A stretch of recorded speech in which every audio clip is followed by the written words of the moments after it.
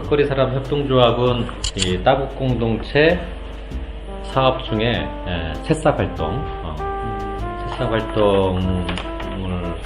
하고 나서 만들어진 협동조합입니다. 물론 이제 그 전에 2014년부터 저희들이 마을 만들기 활동을 해왔는데 이게 굉장히 외롭더라고요. 이제 안산이라든지 수원이라든지 이쪽 한강 이남 쪽에 있는 그 지자체들은 일찍이 이제 마을 만들기 이런 부분을 관심을 갖고 하는데 경기 북부는 그런 고민을 나눌 단위도 없고 이제 개별적으로 몇 사람들이 하는 거 이상의 경험들이 없었기 때문에 동네에서 마을 만들기 할 때 좀 어려웠어요. 그리고 이제 주민들도 이제 어떤 경제적인 욕구, 이제 어떤 경제적인 소외에서 오는 어떻게 하면 빨리 이제 보상을 잘 받아서 이곳에서 나갈까 이런 고민들을 제일 많이 하고 있던 터라 이 마을을 뭘 좀 같이 만들어 보자고 하는 것도 이렇게 생소하고 쉽지 않았는데 2015년도에 마침 이게 따북 공동체 사업이 전개된다는 얘기를 듣고 제일 반가웠고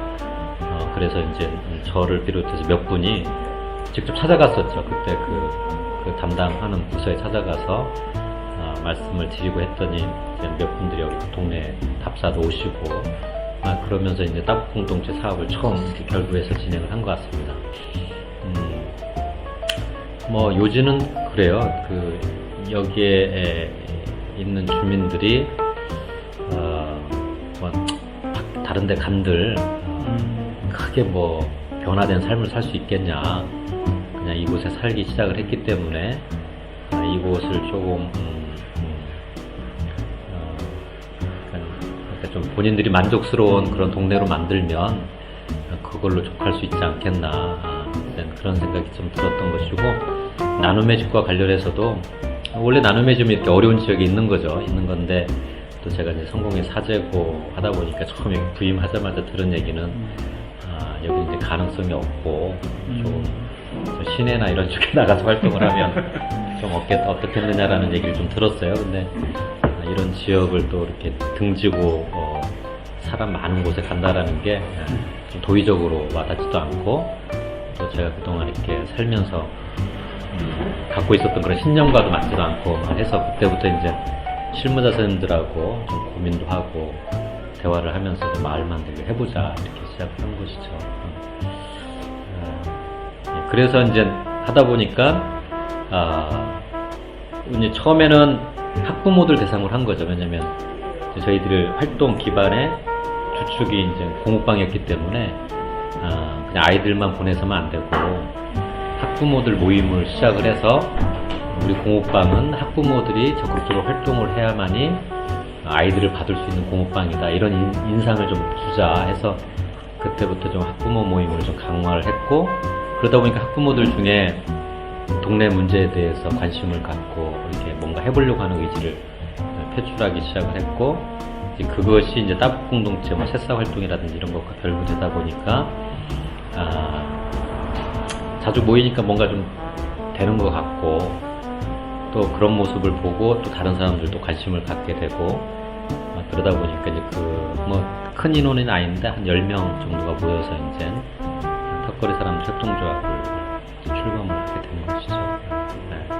그러니까 공부방에 학부모들이 그나마 주축이 되었기 때문에 가능했다. 제가 여기 부임을 2014년 2월에 했어요. 2월에 해서 아까 이제 나눔의 집 여기 이제 담벼락 위에서 이렇게 동네를 쳐다보니까 밤에 이제 캄캄하더라고요. 캄캄하고 동네 한 바퀴 돌았는데 뭐 여기 옛날 유흥업소로 쓰이던 데는 불은 켜 있지만 뭐 손님은 없고 이 마을을 그냥 이대로 놔둬야 하나 이런 생각이 들고 그다음에 어쨌든 이 동네가 이제 위안부 여성들이 굉장히 많이 살고 흔적들이 강한데 또 그분들에 대한 아픔도 좀 느껴지는 것 같고 그러니까 이런 고민들이 막 몰려오더라고요. 몰려와서 그걸 이제 혼자 고민하지 않고 여기 이제 전에 있던 공부방 선생님들하고 대화를 시작을 한 거죠. 대화를 해서 그냥 뭐 어설프게 알지만 아이들이 자존감이 높아지려면 어두운 그런 집안 환경에서는 자존감이 높아질 수 없다.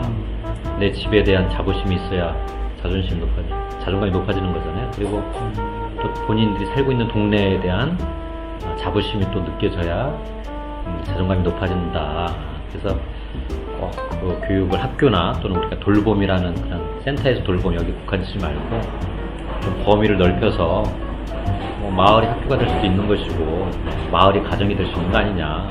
딱 보니까 동네가 크지 않으니까 한번 그런 생각을 가지고 우리가 해보자.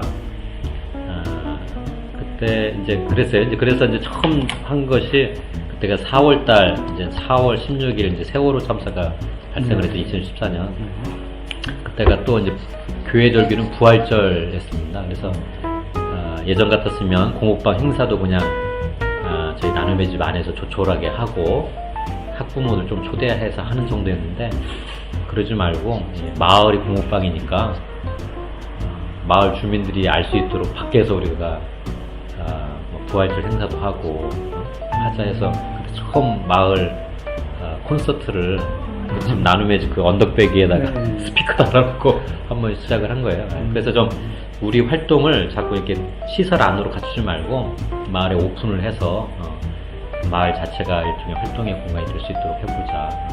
그렇게 해보니까 실무자 선생님들도 뭐 예전에는 잘 안 될 것 같은데 이제 반응들이 오니까 동네 주민들한테 처음 할 때는 동네 주민들이 거의 안 왔어요. 그냥 아이들하고 학부모들만 있었는데 소리가 다 울리잖아요. 그러니까 이제 그 다음날 또 일주일 지나서는 동네 사람들이 하는 거야.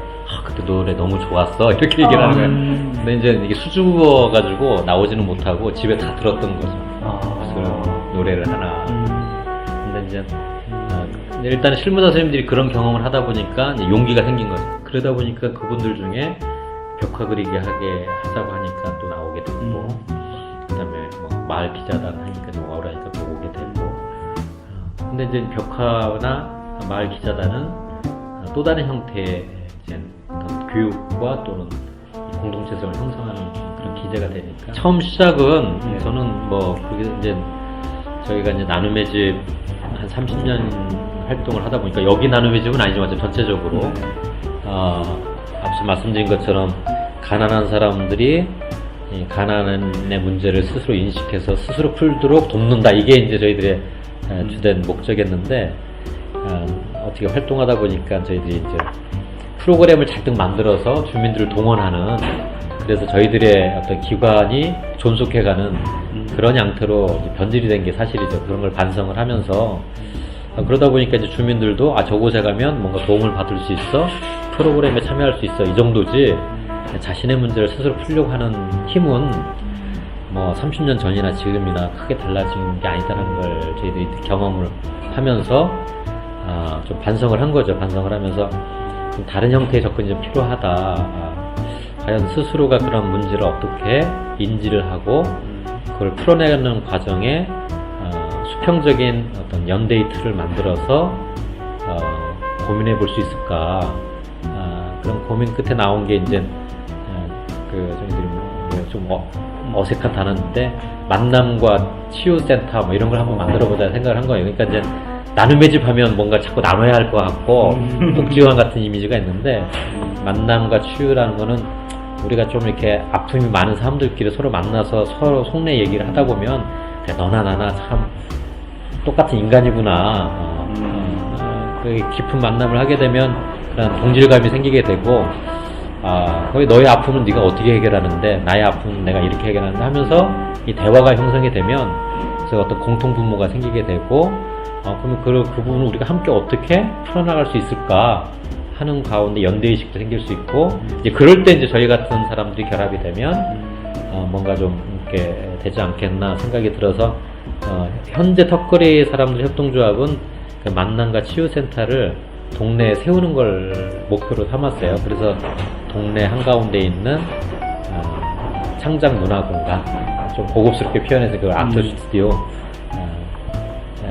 일단 그게 이루어져야 공동체성이 조금 회복될 수 있을 거라는 생각이 들고 그것을 기반으로 왜 그게 중요하냐면 사실 이 동네가 아픔 있는 거잖아요. 세탁 공장을 만드는 이유가 다른 게 아니라 여기 살던 분이 위안부 여성들의 세탁을 하면서 먹고 살았던 사람들이에요. 미군들 빨래해주고 위안부 여성들 빨래해주고 그러니까 이제 고작 본인들이 할 수 있는 거는 세탁 공장을 만들면 자기 업이 이어질 거라 생각하는 거죠. 그리고 이제 옛날 이야기를 하라고 하면 못 하는 거죠. 왜?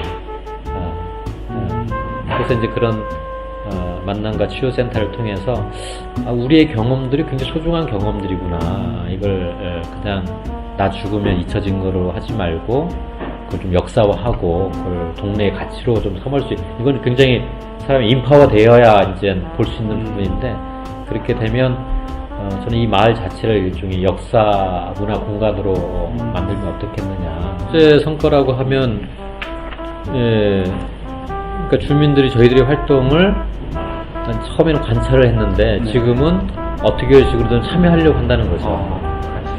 그리고 이제 이 공간에 있으면, 오늘 아침에도 저희 사무국장님 여기 계셨는데 지역 주민 한 분이 오셔가지고, 이제 저희들이 신문을 이렇게 만들면 맨 앞에 이렇게 사진을 찍잖아요. 근데 이게 사진 기자가 없으니까 그 인터넷에서 이제 무료로 쓸 수 있는 그런 데를 들어가서 그나마 이 동네에서 좀 볼 수 있는 사진들을 찾는 거예요. 처음에는 뭐 우리 학생들도 같이 사진 찍어보고 우리 활동가들도 찍어보는데 이렇게 신문에 실을 수 있는 그런 사진이 안 나오더라고요. 그러니까 이제 인터넷을 통해서 이렇게 뒤지고 있는데, 이런 신문을 보니까 이제 어떤 한 분은 오셔가지고 저 동네에 이쁜 모양이 있는데 빨리 와서 사진 찍어라. 다음 신호에는 그걸 좀 집어넣자.